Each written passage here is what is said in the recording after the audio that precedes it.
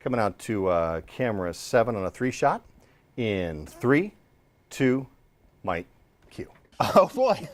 Okay. I'm already laughing. I'm already laughing. Well, we have some changes to talk about. Not only do we have to play Director Daryn's password challenge by repeating a phrase in our conversation that he gives us in our ear on the spot, you also apparently now have to say it a certain such a way as he gets Like it an to you. accent. Changing the rules? Like an accent. Well, he's Director Daryn. He gets to call the shots here. believe that, Russ. We'll What do wait you for mean whatever say our it a cues certain are. way? Well, he might say a certain phrase a certain way, and you have to repeat the same intonation. Oh, or in the what same have you. intonation Yeah, that he gives it to. Exactly. But in the time being, we have a lot of ground to cover because you've got Hillary Clinton, who has opened field offices all across the state, has a huge advantage over Trump, in dollars too, spending in ads, but that does not appear to be moving the needle as much.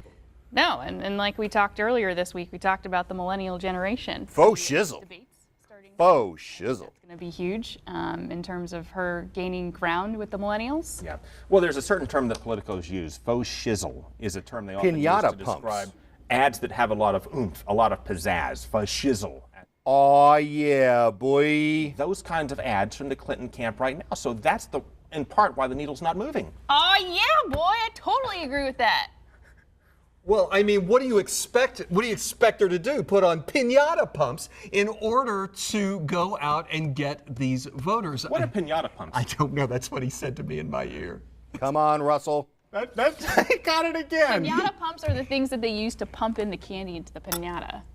Well, there you Oh, go. I thought And so pinata it's like pumps cash were in the high race. heels. It's like I thought they were high heels. could be, I That's guess. what I thought they You were. gotta- Sorry. And so you're pumping candy, or the analogy being money, into the race was this way, lost into there. each I'm one of the completely pinatas. lost. And somebody has to strike that pinata and take it down, and ultimately the candy then representing the voters pouring down on all of them, in which case they win. That was an impressive analogy. It was.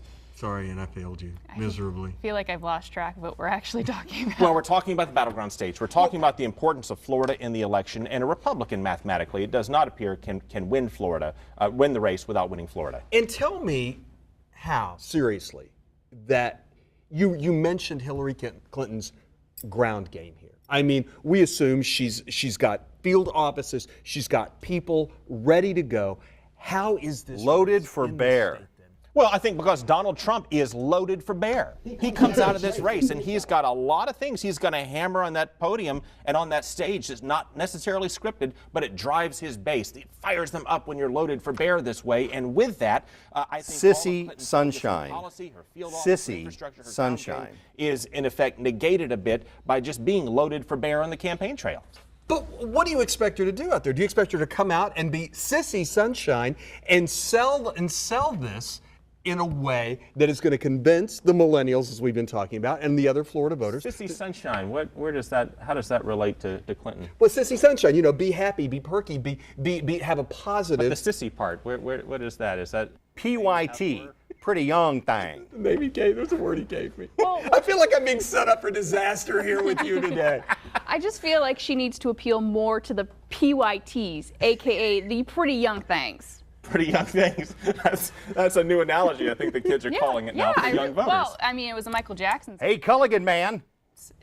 Those are the millennial generation, the younger folk. The PYTs. So if you can connect with the boomers and the PYTs, and that way you're pulling the hat trick, so that you're getting the older voters who more reliably vote. But when you go to what is it again? The PYT, the pretty young things. The pretty young things. That's right. When you go in that direction as well, then you can close the gap and pull off the hat trick in November. Sounds good to me. Yellow Yingling. Yellow Yingling. Just saying words and I can't say, hey, Culligan man. I can't say yellow Yingling. I can't make this work. I can't make this work.